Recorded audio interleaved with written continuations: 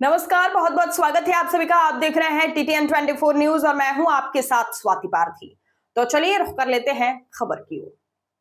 खबर आपको फतेहपुर से बता दें। फतेहपुर जिले के असोथर ब्लॉक के सरकंडे गांव निवासी साधारण किसान संजय तिवारी के पुत्र सूर्या तिवारी ने एक बार फिर जनपद का नाम रोशन किया है, जहां परिवार एवं क्षेत्र के लोगों के बीच खुशी की लहर देखने को मिली है।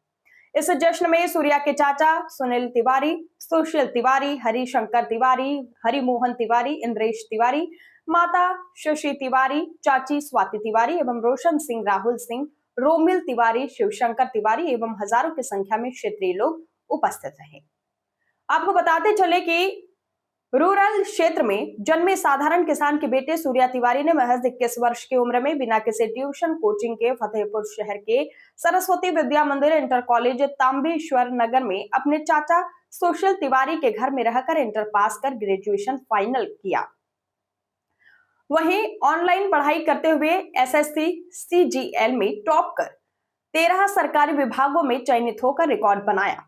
फिर भी बड़ा सपना देखते हुए सूर्या ने केंद्रीय सचिवालय में एएसओ यानी कि असिस्टेंट सेक्शन ऑफिसर के पद में चयनित होकर पदभार संभाला है।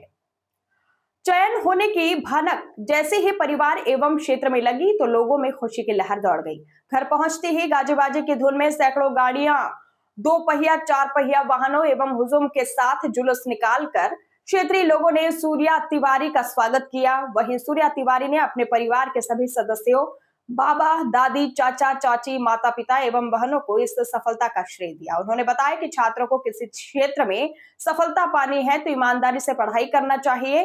कभी भी किसी नकारात्मक सोच को मन में नहीं लाना चाहिए, क्योंकि मेहनत और लगन एक दिन हमारे सपने को साकार जरूर करती है और सफल लोगों से ही प्रेरणा लेनी चाहिए, जिससे हर व्यक्ति अपने मुकाम को हासिल कर सके।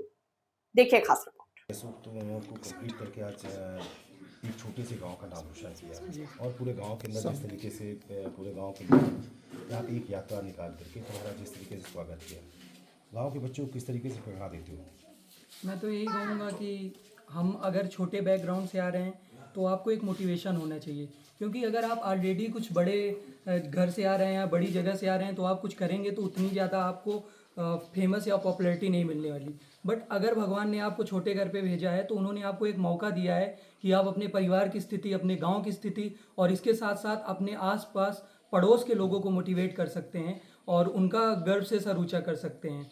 तो इस स्थिति को आप समझें और सारे गांव के बच्चों को मैं यही कहना चाहूँगा कि आप लोग मन लगाकर पढ़ाई करें एकदम अच्छे से। और अगर आपको किसी तरह की समस्या आती है तो अब आपका बड़ा भाई खड़ा हुआ है, किसी तरह की अगर समस्या होगी तो मैं अपने गांव के बच्चों के लिए खड़ा हुआ हूँ।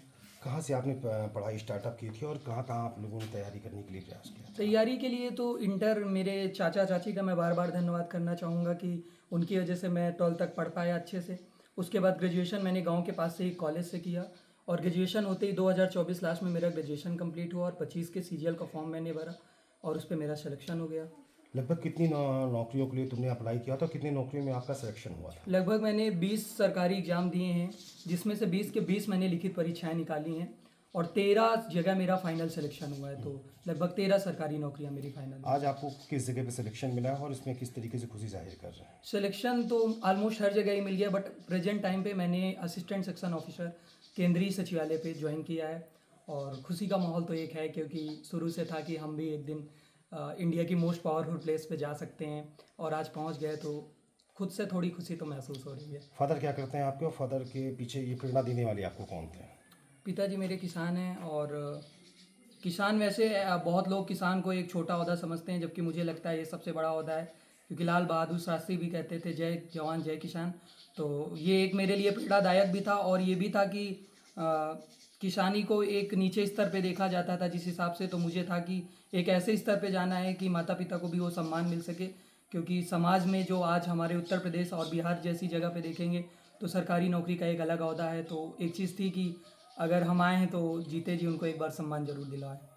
फादर आपकी जिस तरीके से मेहनत करते रहे, फादर ने जिस तरीके से आज आपको इस मुकाम तक पहुंचाया है, इसके पीछे श्रेय किसको दोगे?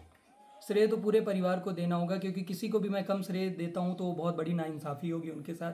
मेरे चाचा को देख लें, मेरे पापा लोग 5 भाई हैं, मैंने सुना था रामायण में कि हाँ भाई ऐसे होते हैं, पर जीते जी अपने 5 चाचा पापा को देख भी लिया कि हाँ सच में भाई ऐसा जीवन जी सकते हैं।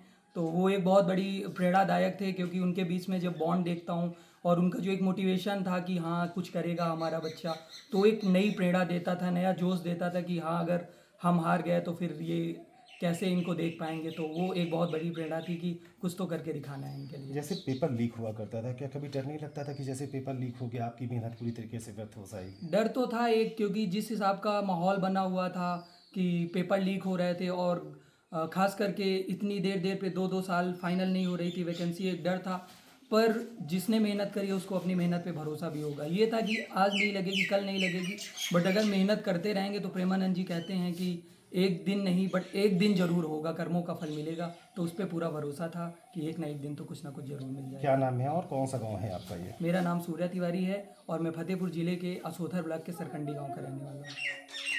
में जाके वहाँ पे उसको चयनित हुआ है और किस तरीके से आपने उसको प्रेरणा दी और इसके पीछे किसका श्रेय वो जो दे रहा है कि माता पिता का उसने सपना पूरा किया, क्योंकि आप कृषक भी हैं? जी जी, हम कृषक हैं। हमारी शुरू से तमन्ना थी कि लड़कों को जितना अच्छा हो सके उतनी अच्छी शिक्षा देनी चाहिए और उनको किसी प्रकार की असुविधा न हो एवं वो आगे बढ़ सके, ताकि लोगों को ये हो कि किसान का बच्चा भी इस स्तर तक पहुंच सकता है। कितने बीघे खेती थी और किस तरीके से मेहनत करते थे आप? हमारे पास करीब 10 बीघे खेती है, वो ही खेती कराई जाती है।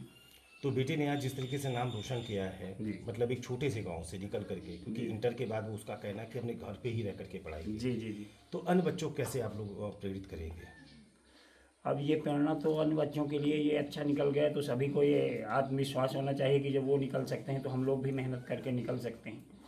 यही एक प्रेरणा होगी इनके निकलने से। अन्य किसान के जो बच्चे में हैं उनके अंदर भी ये प्रेरणा आएगी जब फला भैया का निकल सकता है, बउआ हमारा बड़ा भाई निकल सकता है, तो हम भी निकल सकते हैं अगर मेहनत करें। क्या नाम है आपका? संजय कुमार, कौन सा गाँव है? ग्राम सरकंडी।